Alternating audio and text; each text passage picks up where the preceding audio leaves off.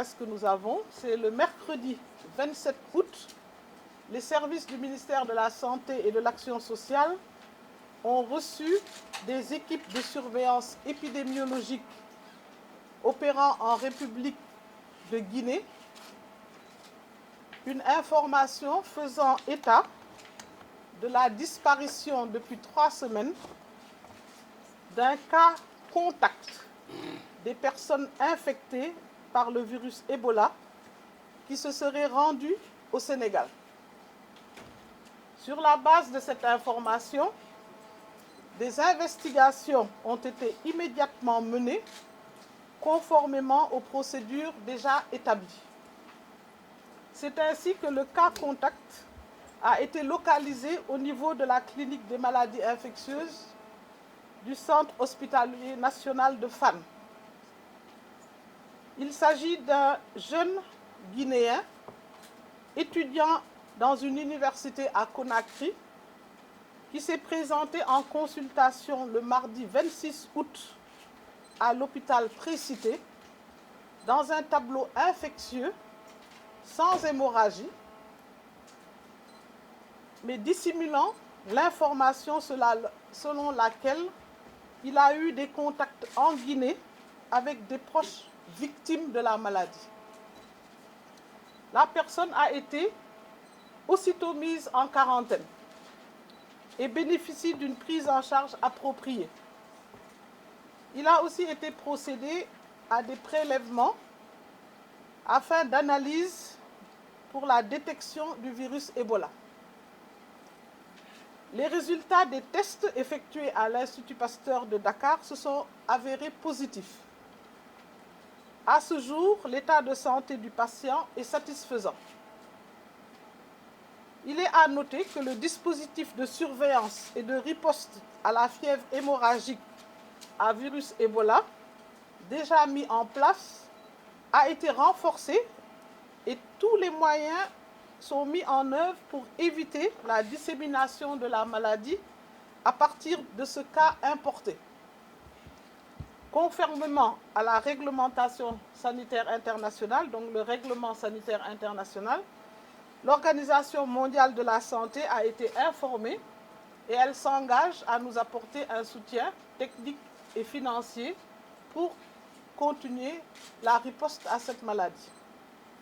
Le ministère de la Santé et de l'Action sociale appelle l'ensemble des populations à la sérénité et surtout au respect strict des mesures d'hygiène qui sont recommandées depuis le début de notre riposte à l'épidémie Ebola. Voilà ce que je voulais. À la deuxième, vous comprendrez que nous avons du travail. La première question a trait à la traçabilité. Effectivement, il y a toujours eu un comité de gestion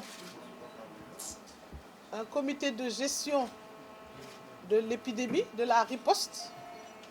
Et nous étions à la première phase, qui était la phase où il n'y a pas de cas.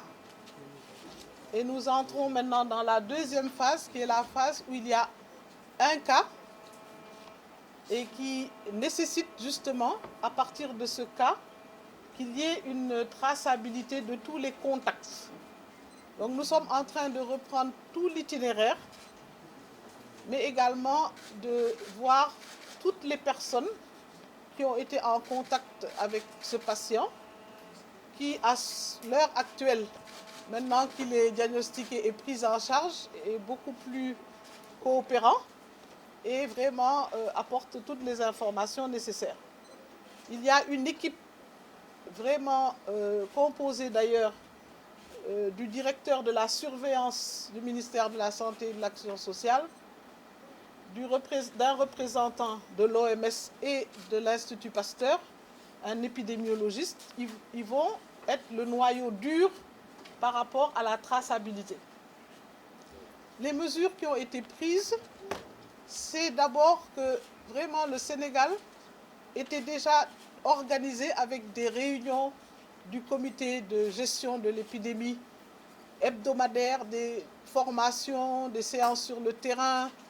Et donc, on va multiplier cela. Mais pour le comité, Ce ne sera plus toutes les semaines, ce sera d'une manière quotidienne qu'il y aura des rencontres. Les commissions qui ont été mises sur pied vont maintenant, en fonction de la réalité, s'adapter.